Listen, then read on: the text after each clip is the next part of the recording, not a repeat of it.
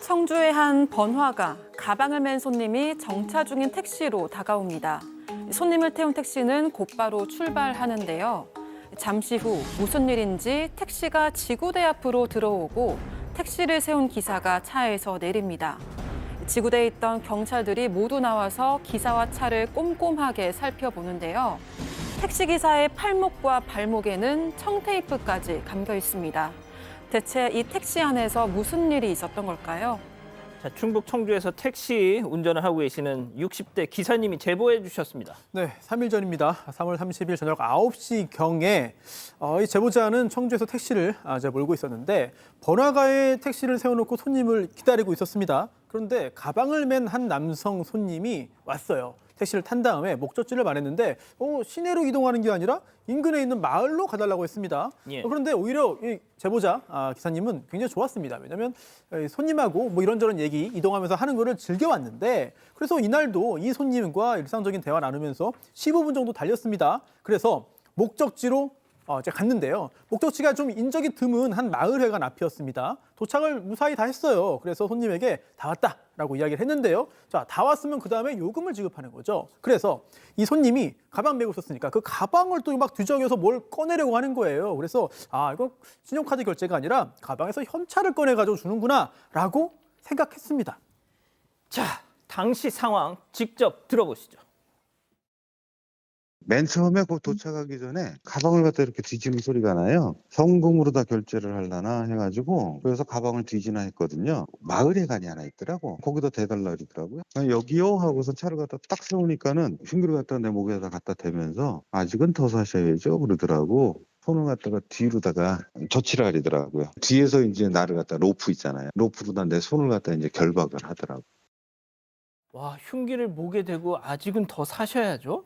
네, 이 생명의 위협을 느꼈을 겁니다. 강도는 택시기사 목 옆으로 흉기를 대면서요. 아직 더 사셔야죠 이러면서 협박을 하기 시작을 했습니다. 그러고는 그럼 일을 시작해볼까요? 이러면서 문을 잠그라고 일단 말을 했고요. 뿐만 아니라 택시가 비상 상황일 때 밖에서 알아볼 수 있도록 붉은 등을 켜는 비상등도 켜지 못하게 했습니다. 또 휴대전화도 조수석으로 던지라고 하고 이 조수석으로 옮겨 앉은 기사의 팔과 손을 모두 묶었습니다. 이후 강도는 운전대를 잡고 더 외진 곳으로 차를 옮겼고요. 기사 휴대전화에서 은행 앱을 켜고 비밀번호를 입력하게 시켰습니다. 잔액이 109만 원이 있다는 사실을 확인하고는 왜 돈이 이거밖에 없냐, 다른 통장은 없냐, 신용카드는 안 쓰냐고 물어봤고요. 기사는 저도 어려운 사람이다 이렇게 답을 했습니다. 택시에 있던 현금 그리고 기사의 외투에서 체크카드를 빼앗고 기사를 트렁크에 태운 뒤에 발까지 청테이프로 묶어서 감금했습니다. 자, 지금 보시는 장면이 지금 저 택시 안에서 저희가 지금 설명해드리는 그 범행이 지금 진행 중인 겁니다. 교수님. 네. 목적은 돈이었습니다. 흉기하고 청테이프도 다 준비되어 있었고요. 그런데 택시 기사는 이런 상황에서 이미 상황은 또 벌어졌고 강도를 자극하는 것도 안 좋을 것 같아서 일단은 순순히 시키는 대로 그냥 했다라고 합니다. 기사를 트렁크에 태운 강도 가까운 은행으로 차를 몰아갔고요. 빼앗은 체크카드로 하루에 인출할 수 있는 최대 한도인 현금 70만 원을 인출했습니다. 그리고 다시 차를 몰고 한 30분 정도 이동한 후에 트렁크 문을 열면서 이렇게 얘기했다고 합니다. 순순히 말 들으면 서로 다칠 일 없습니다. 이렇게 얘기했습니다. 자, 은행에서 70만 원을 인출한 뒤에 그 다음에 이런 이해할 수 없는 얘기를 했답니다. 체크포인트 짚어보죠. 트렁크에 있으니까 꺼내주세요. 이게 무슨 얘기인지 직접 한번 들어보시죠. 이제 나를 갖다가 이제 조수석에서 내리게 해가지고 뒤트렁크로다가 들어가라 그러더라고. 그러면서 한단 소리가 아침에 아들한테 문자 해가지고 아빠가 저기 찾으러 오게끔 해주겠다. 씨가 누구냐? 내가 잘 아는 개인 택시하는 형님이다. 저는 아들이 잘 때 메시지를 확인을 안 한다. 씨한테로도 해갖고 연락을 해달라. 딱 그랬더니 알았어요 그러더라고. 병 주고 약 주고. 황당하긴 한데 일단 좀 상황을 좀 설명드리면 트렁크를 열고 그 안에 택시기사 들어가라고 강도가 요청을 했습니다. 트렁크에 들어갔는데 갑자기 휴대전화 있냐라고 질문을 했다라고 합니다. 근데 휴대전화가 여기 없다라고 얘기를 하니까 휴대전화를 왜 찾냐니까 아들한테 알려줘야 된다 뭐 이런 얘기를 했다고 해요. 아들. 그렇죠. 그러면서 휴대전화가 없어서 공터에 둔 것 같다고 하니까 지난번에 있었던 예. 그 공터에 다시 갔다고 합니다. 거기 가서 공터에서 휴대전화를 찾았다고 해요. 어쨌든 그 강도가 그 안에 휴대전화를 보면서 부재중 전화에 안 땡땡이 나와 있으니 누구냐고 물어보니까 네. 이 사람은 아들은 아니고 지인이다라고 해서 그 사람한테 연락해달라고 기사가 얘기를 했다라고 합니다. 그 다음에 다시 이 공터에서 15km 떨어진 곳으로 차를 몰고 갔고요. 새벽 1시 30분 정도에 휴대전화하고 블랙박스를 챙겨서 이 강도는 도망을 갔다고 합니다. 근데 나중에 이제 9시 한 20분부터 새벽 1시 30분까지 4시간 동안 그런 일이 있었는데 예. 나중에 안에서 트렁크를 열 수가 있다고 해요. 손잡이를 찾아서 직접 기사는 나왔다고 하고요. 나중에 보니까 놀란 게 문자가 와 있어요. 새벽 2시 3분에. 식당역 공사 현장에 휴대전화 주인이 있으니까 트렁크 무사히 좀 꺼내주세요라고 강도가 이 문자를 보냈다고 합니다. 손 변호사님 왜 이렇게 또 착하지 이거 진짜? 착하다고 볼 수 있을지 모르겠습니다만 어쨌든 뭐 용서할 수 없는 범죄를 저질렀습니다만 좀 치밀해 보이면서도 또 어설픈 허술한 모습이 있어요. 그렇기 때문에 이 제보자가 또 다행히 또 안전하게 또 탈출할 수 있었던 것 같은데요. 우선 준비는 철저히 했습니다. 어떤 걸 보면 확인할 수 있냐면 일단 뭐 흉기, 뭐 밧줄, 청테이프 이런 범행 도구를 다 준비를 했어요. 그리고 또 이 범행 장소도 사전에 궁리를 해가지고 찾아낸 것 같습니다. 왜냐하면 인근 마을이었고 게다가 또 으슥한 곳, 밝지 않은 곳이었는데요. 그렇기 때문에 조금만 더 치밀했다면, 조금만 더 흉포했다면 정말 큰 일을 당할 수 있었을 그럼요. 텐데 하지만 이 범인 어설픈 측면도 있었습니다. 다행인 거죠. 우선 결박을 했는데 손을 묶긴 했는데요. 뒤가 아니라 앞으로 묶었어요. 그러다 보니까 이 앞으로 묶였기 때문에 어떻게든 움직여가지고 이 결박을 풀어낼 수 있었습니다. 또 조금 전에 본 것처럼 이 제보자의 지인에게 또 문자 메시지를 남겨놨거든요. 연락을 해준 겁니다.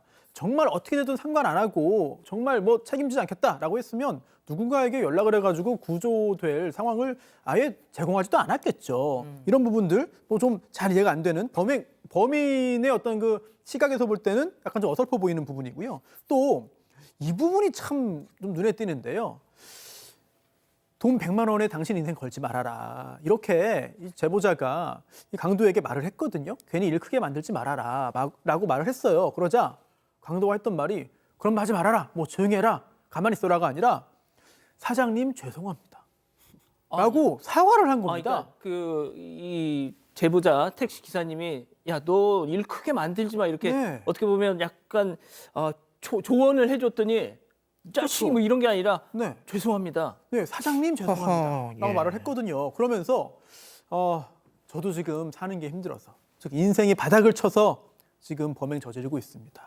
라고 이야기를 한 거죠. 교수님 이게 약간 애초부터 좀 범행 의지가 좀 약했던 건가 싶기도 하고요. 저는 범행 의지는 있었던 것 같아요. 왜냐하면은 청테이프도 준비하고 맨 처음부터 뭐 가방도 다 준비하고 흉기도 준비하고 이랬으니까 의지는 있었는데 아무래도 뭐 초범이기도 하고 사실은 뭐 정말 죽일 생각까지는 아니고 돈만 뺏고 싶었던 것 같아요. 그러니까 강도의 의지다 보니까 이렇게 좀 허술하고 뭐 이렇게 아마추어적인 모습을 보인 것이 아닌가 싶은데 뭐 그럼에도 불구하고 너무 위험한 범죄를 저질렀다고 생각을 하고요. 이 사람이 잡혔어요. 네, 트렁크를 스스로 택시 기사님께서 열고 나오셨어요. 그러니까 그 사람이 가고 나서 이제 트렁크가 열린 거예요. 스스로 이렇게 움직였더니 열려서 바로 파출소로 지금 가셨습니다. 기사님이 경찰서로 오셨어요, 그냥. 네, 이제 뭐 문도 열고 트렁크도 열고 이제 오셨는데 팔다리에 청테이프가 있네, 걸려 진짜 있잖아요. 청테이프. 네, 그러니까 정말로 경찰들도 너무 깜짝 놀란 거예요. 바로 경찰들이 CCTV를 분석해서 용의자를 특정을 했습니다. 그리고 사건 발생 17시간 만에 오후 3시에 본인의 집에서 잡았어요. 이 사람을요. 현재는 강도 혐의로 수사 중이고 납치와 협박 등의 혐의를 적용할지 고려 중이라고 하고 있고요. 정확한 범행 경위를 조사한 후에는 구속영장을 신청할 방침이라고 합니다. 박 변호사님 뭘까요, 도대체? 일반적인 강도 수법은 아니거든요. 아니 도망가지도 않았어. 납득하기는 좀 집에 어렵습니다. 있었어, 그냥. 이게 뭐 이런 표현이 좀 맞는지 강도는 폭행, 협박을 이용해서 재물을 강취하는 이제 범죄고 상당히 흉악 범죄라고 알려져 있잖아요. 근데 참 이런 말 표현이 맞는지 몰라도 그나마 착한 강도 이런 느낌이 들어요. 큰 일을 발생한 걸 좀 막기도 하고 예의를 좀 갖추고 있는 그런 모습이거든요. 또 도망가지도 않고 그렇지만 강도 범죄는 성립했기 때문에 아마 구속영장은 발부될 가능성이 높지 않을까 예, 생각이 예. 듭니다. 정말 저희가 잘했다는 얘기 아닙니다. 그나마 좀 이상하다 이런 느낌이었어요.